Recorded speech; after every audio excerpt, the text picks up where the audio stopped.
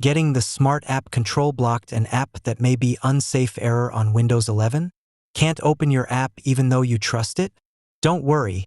This video will show you simple ways to fix it and run your app safely.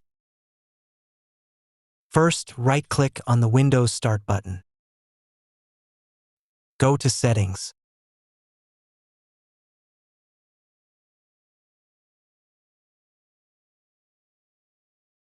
Click on Privacy and Security. Click on Windows Security. Now click on Open Windows Security.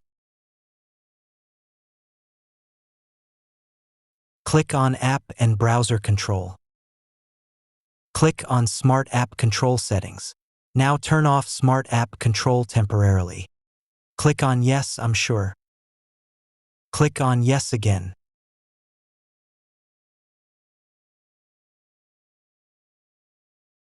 Now install the app without any hassle. After installation, turn Smart App Control back on. If you see the On option grayed out, follow the next solution. Search for Registry Editor.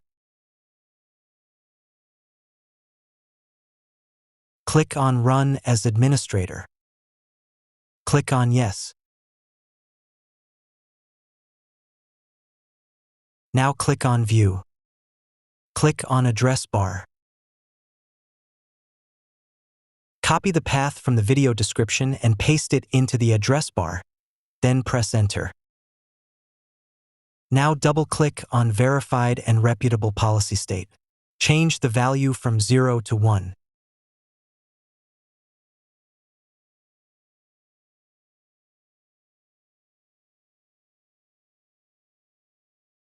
Go back to Smart App Control Settings, and now you will see it is already turned on. That's it. Now your issue should be fixed and you can install apps without problems. If this video helped you, don't forget to like, share, and subscribe for more easy tech tutorials.